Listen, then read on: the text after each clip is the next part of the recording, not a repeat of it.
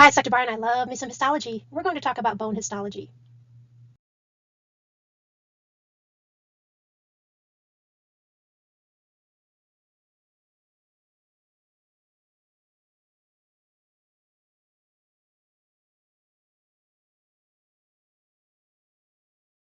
In SEPA, you learned about the axial and appendicular skeletons.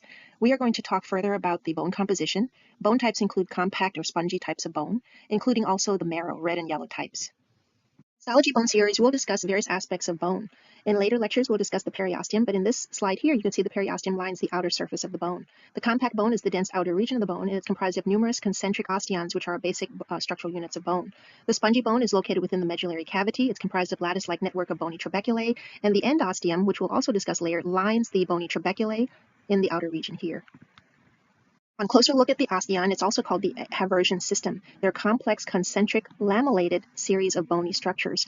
In the center, you have a central canal that contains small blood vessels, nerve, as well as the endosteum.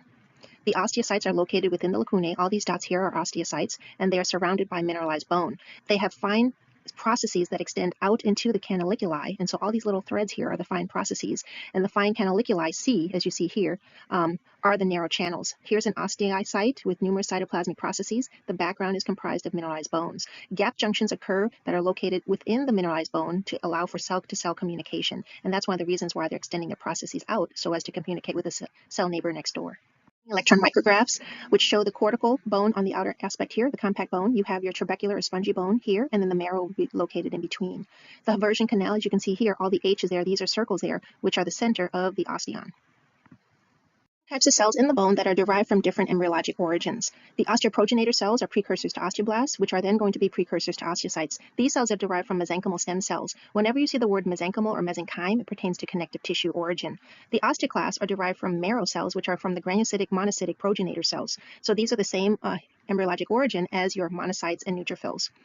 When we talk about embryologic correlation, not only do you want to know about mesenchymal stem cells versus granulocytic monocytic stem cells, we also want to know some other terms such as mesoderm, the lateral plate mesoderm, as well as the somite-derived mesoderm, also called the endoderm. And we'll talk more about this in the next slide. This is an embryology concept that I came across doing some NBME assessment questions. I'm going to give you 3 case examples here. Patient has osteoarthritis with erosion of the articular hyaline cartilage. Patient has tennis elbow with inflamed tendon, and patient has a carbuncle boil on her skin. This concept is definitely not in first aid, but I do want to share with you, if you are planning to take USMLE, this has come up on some previous questions. And this image shows you a great summary of some of the embryologic origins, the mesodermal derivatives here. And I want you to pay particular attention to cartilage, sclerotome. So that's where, again, if you're thinking about hyaline cartilage, that's going to affect the sclerotome. If you're thinking about a carbuncle boil on the skin, that would be more along the lines of dermatomyotome, or more specifically dermatome.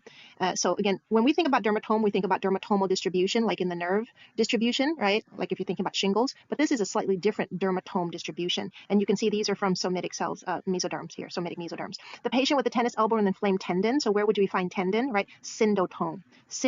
So that's where tendons would be associated. So if you think about vertebral joints, that's arthrotome. When you think about endothelial cells, that's endotome. So again, this is basically the question that came out on NBME.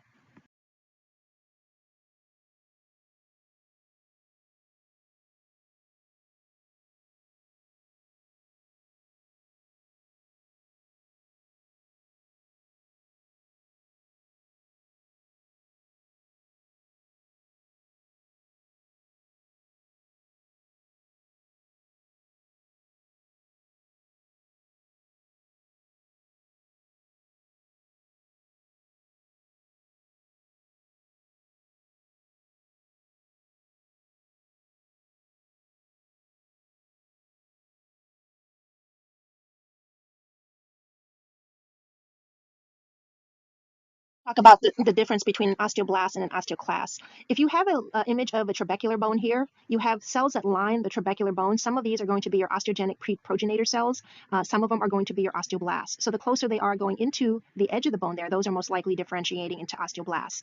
And so you have this large cell here, which is basically your osteoclast, multinucleated giant cell that looks like it's eating and eroding up against this trabecular bone. And then surrounding that, you're going to have your connective tissue, which are going to be your fibroblasts and your collagen and even some blood vessels and marrow. So the way I remember it is blast build bone, osteoblast build bone. And whereas osteoclast, you're thinking about osteoclast, the osteoclast here are the multinuclear giant cells. Do be mindful that they will form this acid pit using a carbonic anhydrase reaction here.